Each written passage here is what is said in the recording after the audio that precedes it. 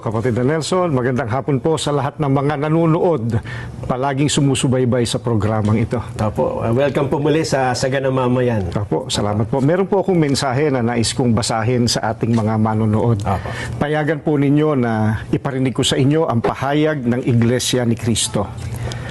Mula nang magsagawa ng Rally for Transparency, Accountability, Justice, and Peace ang Iglesia ni Cristo noong November 16 to 17, 2025, patuloy kaming naghihintay kung paano tutugunan ng gobyerno ang malawak na katiwalian na naganap sa ating bansa. Mahigit 3 buwan na ang lumipas, subalit wala pa ring natatanaw ang mga mamamayan na kalutasan sa napakalaking pangungulimbat sa kaban ng bayan. At sa halip na ang mga salarin ang hanapin at usigin, ay ang mga nagbibigay ng impormasyon at tumitestigo laban sa kanila ang kinakasuhan at ginigipit. Kung kaya't hanggang ngayon ay hindi pa natutunton ang sinasabing mahigit na 1 trilyong piso na inilaan sa mga flood control projects at iba pang pagawaing bayan. Sapagkat ang hinahanap ng mga dapat mag-imbestiga ay ang mga pangyayaring maaaring magamit para mailihis sa iba't ibang issue ang problemang ito. Hinihintay ng mga Pilipino ang sinasabi ng Senate Blue Ribbon Committee Chairman na we will go where the evidence lead us. Ngayong may mga lumalabas na pahayag na mula sa mga sangkot, kabilang ang umano'y nagpadala ng mali-maletang pera.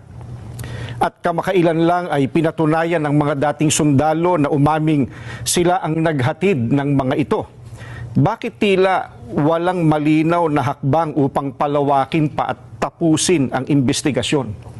Anong ebidensya pa kaya ang hinihintay upang seryosohing tuntunin ang mga mastermind sa katiwaliang ito? May mga pahayag din na ang paglitaw ng mga dating sundalo ay bahagi ng isang destabilization plot. Kung ganoon ang paratang, hindi ba lalo itong dapat imbestigahan sapagkat ang destabilisasyon laban sa gobyerno ay isang seryosong usapin ukol sa pambansang seguridad? Bukod dito, ang malawakang bahagi ng inihayag ng mga dating sundalo ay tuwiran pa namang may kaugnayan sa naganap na paglimas sa salapi ng bayan. Matamang naghihintay pa rin ang sambayanan, kasama ng milyon-milyong Pilipino sa buong mundo at maging ng mga international media at iba pa na nagmamasid, ang mga kaanib sa Iglesia ni Cristo ay patuloy na nakabantay. Maling isipin na nalilimutan na ng mga Pilipino ang isyong ito sapagkat ang pondong pinag-uusapan ay mula sa buwis at pawis ng mga mamamayan. Ang aming panawagan ay nananatiling malinaw. Ilantad ang buong katotohanan. Papanagutin ang dapat managot at pairalin ang katarungan upang maibalik ang tiwala ng bayan at maitaguyod ang tunay at pangmatagalang kapayapaan at pagsulong ng Pilipinas. Maraming salamat po, Kapatid Nelson. Salamat po.